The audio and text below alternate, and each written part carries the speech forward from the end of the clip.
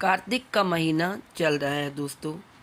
और कार्तिक का महीना साल के पूरे महीने में से बहुत ही पवित्र माना जाता है। कार्तिक मास अक्टूबर नवंबर के बीच हिंदू पंचांग में सबसे पवित्र महीनों में से एक माना गया है। इसे दान, स्नान और भक्ति का माह कहा गया है। यह वह समय है जब भगवान विष्णु, माता लक्ष्मी, भगवान शिव और देवी तुलसी की विशेष आराधना की जाती है। आज हम इस वीडियो में जानेंगे कार्तिक मास के कुछ प्रसंग और कुछ कहानियाँ। हेलो फ्रेंड्स, स्वागत है आपका आपके अपने चैनल अजब गजब संसार में। दोस्तों, कार्तिक का महीना चल रहा है और कार्तिक मास की प्रमुख और रोचक कथाएं आज मैं आपके लिए लेकर आई हूँ, जिनमें से मैं आपको 3-4 कहानियाँ सुनाऊंगी।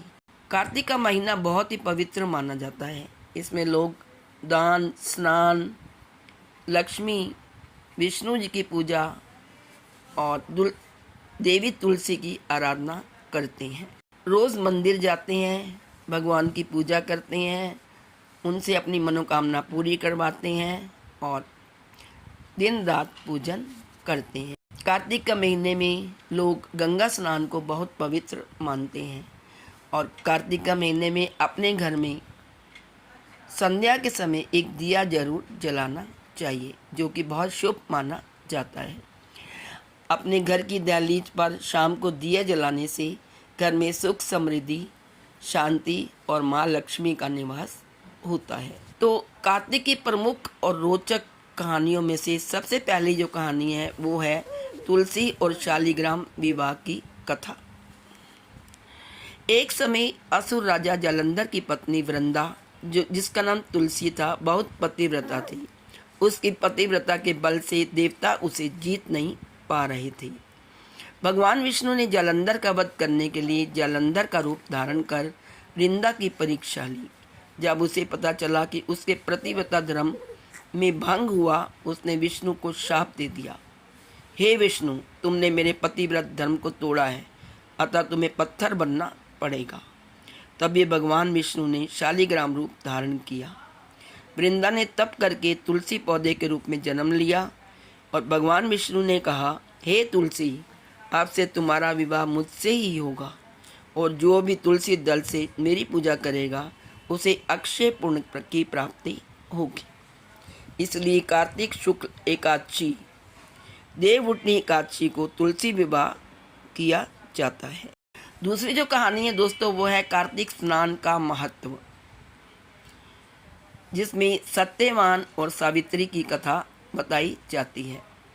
सावित्री की कथा के अनुसार राज ऋषि अश्वपति की पुत्री सावित्री का विवाह वनवासी राजकुमार सत्यवान से तय हुआ था। हालांकि नारद मुनि ने बताया था कि सत्यवान अल्पायु है। सावित्री ने विवाह का निर्णय नहीं बदला और सत्यवान से विवाह कर लिया।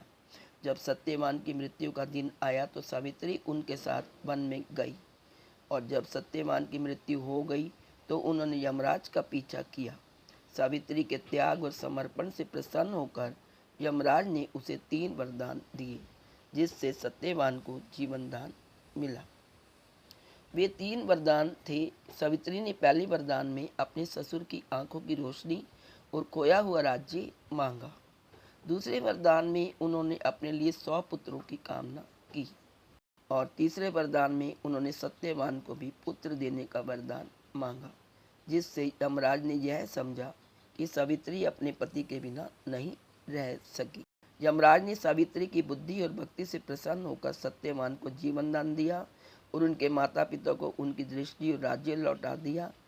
इस तरह सावित्री ने अपने सतीत्व से मृत्यु को भी पराजित कर दिया। अपने पति सत्यवान को पुनर्जीवित करने के लिए यमराज से वर मांगा था। जब यमराज ने पूछा कि वह कौन सा महीना सबसे पवित्र माने, तो उन्होंने कहा, हे धर्मराज, कार्तिक मास में जो स्नान और दीप दान करता है उसे मोक्ष प्राप्त होता है। इसलिए कार्तिक मास में प्रातः ब्रह्म मुहूर्त स्नान, दीपदान और हरिनाम संकीर्तन का विशेष महत्व है। नंबर तीसरे पे है भगवान विष्णु का शेष नाग पर शयन और देवोत्थान। आषाढ़ शुक्ल एकादशी, देवशयनी एकादशी से लेकर कार्तिक शुक्ल एकादशी यानी देवउठनी एकादशी तक भगवान विष्णु योग निद्रा में रहते हैं। जब कार्तिक शुक्ल एकादशी आती है तो भगवान विष्णु शेष नाग से उठते हैं। यह दिन देवउठनी एकादशी या प्रबोधनी एकादशी कहलाता है।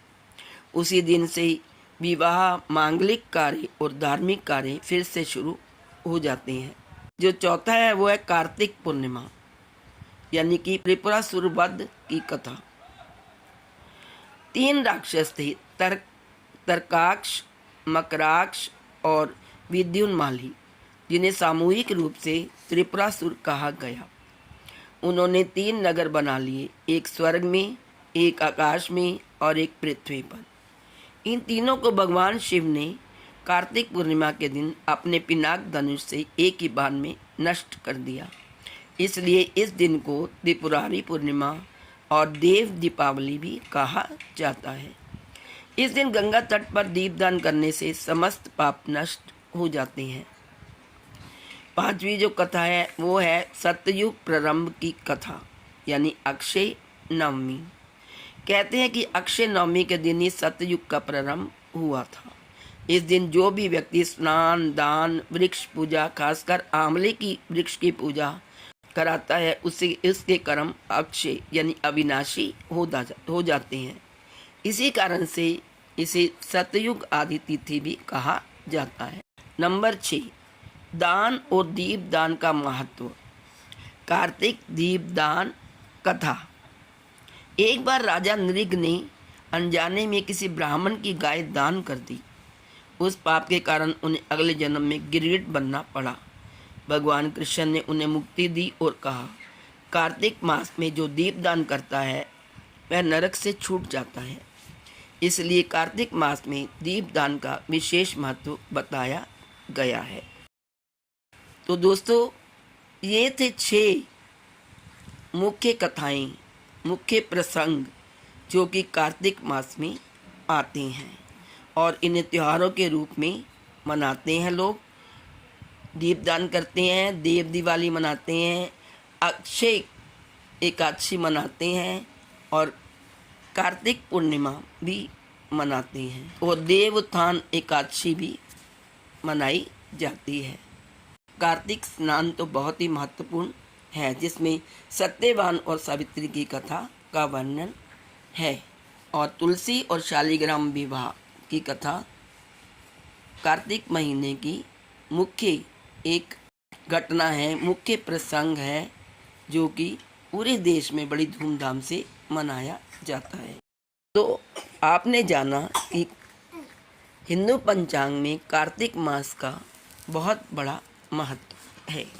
कार्तिक मास में दीपदान करिए, दान करें, गंगा में स्नान करें और गरीबों को, ज़रूरतमंदों को उनको दक्षिणा दें, उनको गर्म कपड़े दें और गरीबों को भोजन खिलाएं।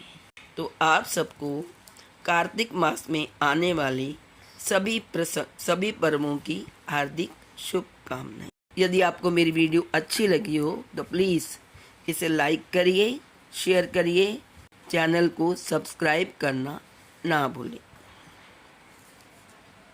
Thank you so much.